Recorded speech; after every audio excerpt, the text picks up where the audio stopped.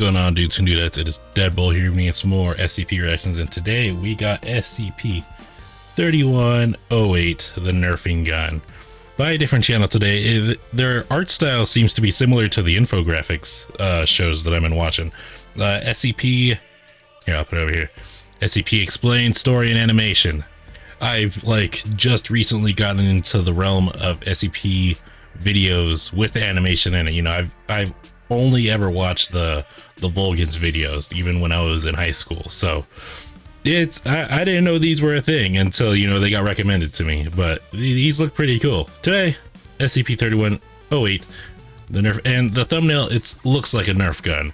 So my prediction, it's a Nerf gun that actually kills. Yeah, it's one of those. It's the equivalent. I don't know if you guys have seen that picture of like somebody putting like a thumbtack in a Nerf bullet and then shooting it, and you know, it gets stuck to them, and they're like, damn. Just turning Nerf guns into deadly weapons. You love to see it. But alright guys, let's get into this. Be sure to like and subscribe to, you know, the SCP Explained Story and Animation. I'll put their link in the description. And let's get into it. In a small, sleepy Oregon town, Jacob Pierce was turning 10 years old. His friends and family had gathered for a birthday party in their local park. It had all the makings of a perfect day for a young boy entering the double digits for the first time. There was a hired magician attempting to make balloon animals as children loudly mocked him. There was cake, ice cream, and an ice cream cake. That clown was the first mistake. Has there ever been anybody in history that likes having a clown at their birthday party? I'm glad my mom never got me a clown, but I had a friend that did, that always had a clown at his, and I was like, damn, that kind of sucks. Ah, God, that's... Ooh, no. For those who couldn't make up their mind about which they'd rather have. There were pizzas, pepperoni and cheese, and bowl after bowl of chips. You're making me hungry. Jacob was having the best day ever. As he blew out the candles on his birthday cake, he quietly wished for something amazing to happen. It was already a good day, but it was also a little mundane. A fan of science fiction and fantasy, Jacob had always quietly hoped that turning 10 would usher in an era of magic and mystery. Perhaps he would encounter aliens for the first time. Maybe he would solve a grand mystery, or learn about a civilization of tiny people living in his backyard. Or maybe, just maybe, he would wake up to find he had acquired magical powers. Suddenly, he would cease to be an ordinary young boy who had to worry about math homework and playground bullies. He would instead become something special, someone who could change the world around him and finally make a difference, just like the heroes of all of his favorite books. So as his mother set the cake down in front of him and everyone sang happy birthday with loud off-key enthusiasm, Jacob closed his eyes and wished. Little did he know that his wish was about to come true. At least, it sort of was. After cake, it was time for every kid's favorite part of their birthday party, the presents. It was a an stack of colorfully wrapped packages sat on the picnic table, just waiting to be unwrapped. Jacob bounced excitedly, waiting for his mother to give the all clear. She gathered all the kids and Jacob's 19-year-old brother Nathan and instructed them to sit down and watch Jacob open his gifts. He tore the paper from board games, action figures, and an ill-advised stuffed animal or two, when suddenly Nathan produced a package he hadn't seen before. It was a lumpy item, wrapped in green paper. He handed it to Jacob, who, thrilled to be receiving a special present from his beloved older brother, immediately opened it. There was a toy dart gun, already loaded with a large foam dart. I think I have with excitement, that Jacob exact same jumped up one. from his seat and asked if he could play with it now. His mother said it was fine, and Jacob and his friends immediately jumped into action. I feel like my theory is right. The more they keep building up to it, I'm almost certain he's gonna accidentally kill somebody with that thing. Oh my god, I'm just waiting for it. They ran across the park as Jacob aimed the dart gun and decided which target to fire at it. As he squeezed the trigger, aiming for his best friend Trevor, Nathan called out to him, "Don't shoot at him!" He yelled with sudden urgency. Startled, Jacob moved at the last minute, and the dart fired at a nearby stone wall instead of its original 9-year-old target. As soon as the dart hit the wall, it transformed into a wobbly stack of large stones. The stones tumbled down, landing on several people standing nearby. A man who had been leaning on the wall fell to the ground, where his leg was crushed under a falling stone. The magician, who was packing up his supplies, took a rock to the head and was immediately knocked unconscious. This isn't a magician, this is a clown. But I knew it. And also, why would he give that to a 10-year-old? That you might as well just give him a regular gun. Like, here you go, bud. And like, he stopped him, so he knew that it did that. It's not like he just like, oh, that I didn't know it could do that. No, he was like, hey, don't shoot it at him. It will kill him. And then guess what? Now freaking Bobbles the clown is dead. Nice job, big brother. Very responsible. I mean, I guess at 19, I wasn't the most responsible either. But I wouldn't have given, like, my niece a loaded gun and just said, here, go play. Like, come on. The park broke into pandemonium. People running and screaming, trying to figure out how a previously solid wall had turned into falling rocks. Nathan scooped up Jacob, the gun, and the dart and pulled him away from the chaos. Someone called the police, where an embedded SCP Foundation operative was alerted to the situation unfolding. Before Jacob and his family could vacate the park, 2 SCP operatives were already arriving on the scene. After speaking with several eyewitnesses, they identified the source of the anomalous activity as the toy gun and seized it for further investigation. They better interrogate his brother. No way are they just gonna, okay, we got the gun, now to study it. No, his brother is sus. All right, call the emergency meeting. Because he's sus, alright? All witnesses, including Jacob and his mother, were given amnestics in order to erase their memory of the toy gun and the incident in the park. Except for the brother? Who was considered a person of interest for his initial possession of the gun, could not be found. He fled detention and Foundation custody, further indicating his knowledge of the gun's anomalous properties. Why would you possibly indicating he was responsible for its creation. His online activity linked him to an organization satirically called Gamers Against Weed, a group of interest that had previously been linked to other anomalies seized by the Foundation. His younger brother Jacob had, without any knowledge, received a birthday gift that would later become designated SCP-3108. SCP-3108 is a modified Nerf brand dart gun that, when paired with its foam dart ammunition, designated SCP-3108-1, demonstrates anomalous transformative properties. When it fires other Nerf darts, it behaves like any ordinary toy, and the same goes for the dart when fired from any other Nerf gun. The only notable difference between SCP-3108 and any other ordinary toy dart gun is the writing on the side, which reads, OP please Nerf, in red ink. When SCP-3108 is fired at an object, it will immediately be transformed or altered in a way that turns it into a worse version of itself. This can range anywhere from small changes to complete transformation on a molecular scale. The law of conservation of mass does not apply to these changes, and the gun's effects appear to defy the laws of physics. Of course. Transformed objects are not themselves anomalous in any way, and the changes they undergo appear to be influenced not by objective reality, but by the opinion of whoever wields the gun. Okay, I'm normally on the side of D-Class, but can they test this on a person, please? I want to see what, like, would it turn them into a monkey? I just thought about it. If it turns you into a worse version of yourself, you know, it turned that, like, smartphone into a, you know, the old button phones, you know, flip phone or whatever. And it turned like a, what? It's a calculator now. So a worse version of a human would probably be like a chimpanzee or something. That, like, if we're going backwards in evolution, I would say that's interesting. This is an interesting one. But still, brother, why would you give this to a 10-year-old and expect him not to use it? But it kind of sucks that it can only use that special dart, because, you know, everybody who's had a Nerf gun knows that those darts get lost just by looking at them. Like they disappear as soon as you get them. So if you only got one that can do that, well, then it's just a matter of time until that's just a safe class at SCP.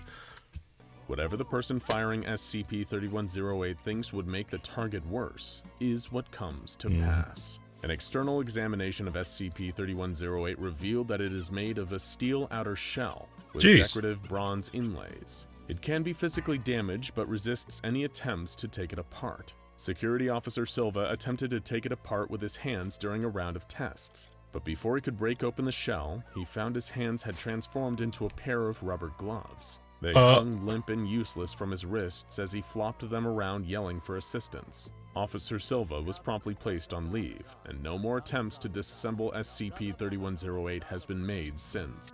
He better get a pension for the rest of his life. $1,000, $2,000 a month for free, no tax, nothing.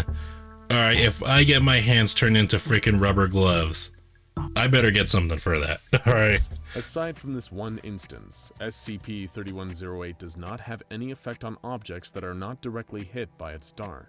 A variety of tests were performed, headed by Dr. Johnson and Dr. Dietz, in order to further examine the anomalous properties of SCP-3108. First, a traditional dartboard made of sisal fibers was set up on the wall of the lab. When hit with SCP-3108, the dartboard changed to a corkboard of the same shape and size, filled with several small holes and bearing a noticeable beer stain. A piece of 8x11 printer paper was transformed into a square of single-ply toilet paper. Oh, A jeez. sturdy coffee mug from the on-site cafeteria changed into a small teacup made of the same kind of ceramic. A dollar changed into a fake $100 bill from the board game Monopoly. It was determined that the gun's effects are determined by the personal preference of the person firing it when it was fired at a can of Coke. The can immediately turned into a can of Pepsi, much to the dismay of Security Officer Mike, who was observing the experiment and who preferred Pepsi. He took the gun next and fired it at the can, which promptly turned back into Coke. Oh, that's On the cool. day of trials, a VHS tape of the 1971 film Willy Wonka and the Chocolate Factory was transformed into a DVD copy of the 2005 remake of the same film, prompting the research team to wonder, does the gun have a sense of humor? It seems so. Next, the research team began conducting trials on living organisms. Okay. A rat was transformed into an ant, which What? Dr. Dietz found confusing. A female golden retriever was turned into a female American short-hair cat, unusually large at a weight of 15.4 kilograms, and displaying behavior more consistent with that of a dog. Oh no. After rats and dogs, the team Oh, decided jeez. to move forward into human trials. A 28-year-old male was hit with the Oh. gun and promptly turned into a living specimen of Homo neanderthalensis. Right before the research team's eyes, he regressed into a real live Neanderthal. That's After this trial, wild. the team decided to see how dangerous the gun could be if pushed to the limits. Oh, of course. Security Officer Gardner was handed SCP-3108 and ordered to fire the gun repeatedly, reloading each time until told to stop. A 24-year-old man was instructed to stand in the firing range and remain still. First, he transformed into a prehistoric man, then an unidentified species of gibbon, and next a three-toed sloth. On 9 occasions of the gun being fired, the subject did not change species, but rather took on physical signs of injury or disease. Oh no. After 46 shots, testing was finally stopped after the subject was reduced to a small variety of earthworm. After attempting to track him down unsuccessfully for months, Nathan Pierce was finally located by Foundation personnel and apprehended at an internet cafe in Los Angeles, California. Yeah, I bet he taken into was. custody and brought to Site 64 for questioning about the creation of SCP-3108. Dr. Dietz conducted the interview and asked why Nathan created the gun. Nathan referred to it as the Nerfing Gun and explained that he thought it would be fun. Oh. It didn't have any particularly grand purpose or Because it's intention. nerfing It was just them. something he had come Okay. up with and thought it would be entertaining. That's He clever. experimented with it for a while, got bored of it, and then gave it to his brother as a gift. His only regret was not giving his brother a proper warning on how to use it before doing so.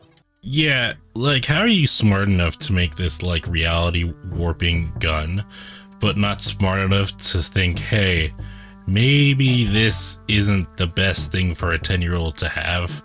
You know, maybe, you know, a 10-year-old isn't responsible enough, you know, to even have a goldfish.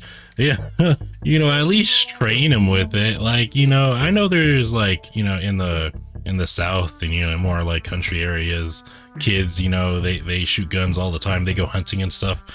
You know, that's fine, but like, they know how to use a gun. They know that it's dangerous, you know, and you're just like, nah, bro, you got this. You didn't even tell him that it could hurt somebody. Like, that's the thing. You gave it to him like it was a regular Nerf gun. Did he forget to take the bullet out? Is that what's happened? Like, maybe he thought, oh, it's a regular Nerf gun without, you know, this bullet. And because I think it only had one in it, they said.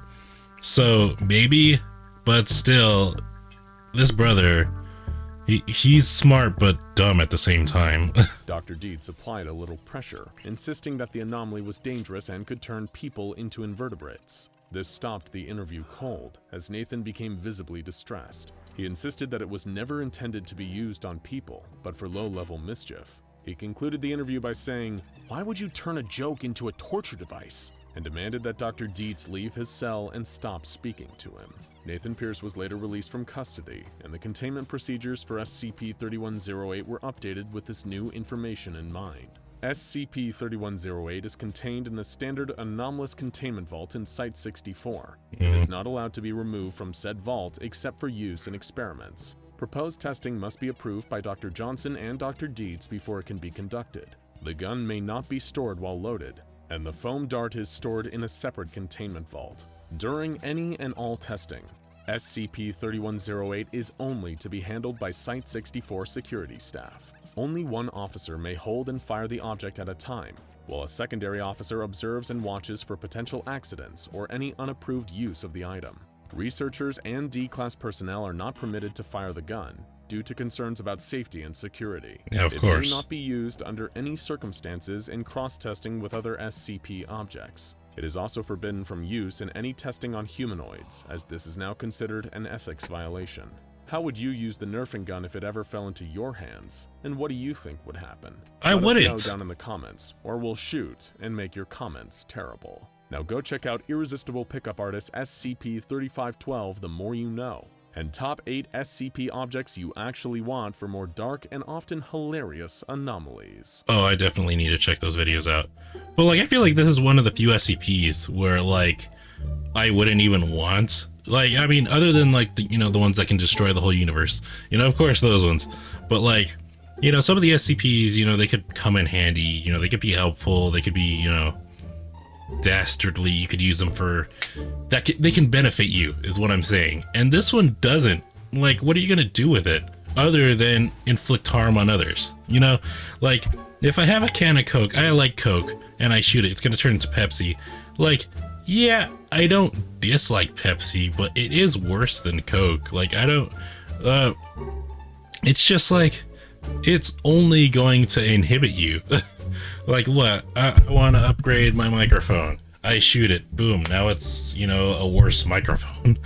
Great. I want a new monitor. I shoot it. Boom. Now it's a what is it? A CRT TV. Which would actually be pretty cool, actually. I kind of want to get a CRT TV. Just for nostalgia. But, you know what I mean? Like, having this thing is only useful if you want to hurt somebody. Or, I guess trolling. I just thought about it. You could troll people with it. You know, your friend, you're at the movies, they get some nachos, you shoot it, and now they get all moldy and stuff. That would be a dick move, though. That would suck. Still, you're having fun at the expense of other people, which is also pretty bad. But this is like, other than that, this is a really good video. I love their storytelling, the animations, they're really funny. I always watch the infographics. I don't know if this is like related to the infographics, like if this is like one of their like subsidiary companies or whatever that it's called, but, or if this is like a single person, I'm not sure. But this is a really good video, and I can't wait to watch more of these videos from this channel. They seem really interesting. And I like that they go into the experimentation. I love seeing the experimentation, even though, you know, it's like, oh gosh, these poor people. I know they're probably bad and they're probably murderers and, you know, cunts, but still, they deserve a better death. Just shoot them, you know, just shoot them in the head. Not with this gun, though. Another thing, I don't know why I didn't even think that like a human would just turn into a lesser human, like a Neanderthal or something. I just went human, monkey. Just immediately. But that's pretty weird that a monkey would turn into a sloth, because I don't think they're related in like any way. Like, it's complicated. Like, and I don't know much about like genuses and, you know, the phenotypes. I think that's what they're called. I just know that, like, fun fact, this is kind of related, kind of not. A zebra is more related to a donkey than it is to a horse. So, and like, I feel like the same thing would happen with a sloth. Like, I don't think sloths are related to monkeys at all.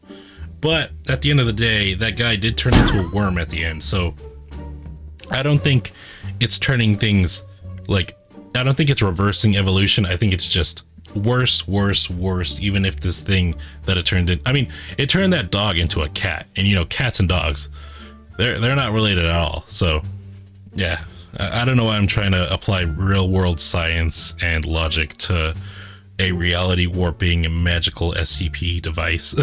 But alright guys, thank you guys for watching. Hope you guys enjoyed. Be sure to leave a like, comment, subscribe, and if you would, I'd greatly appreciate it. And I'll see you guys in the next video. Bye bye.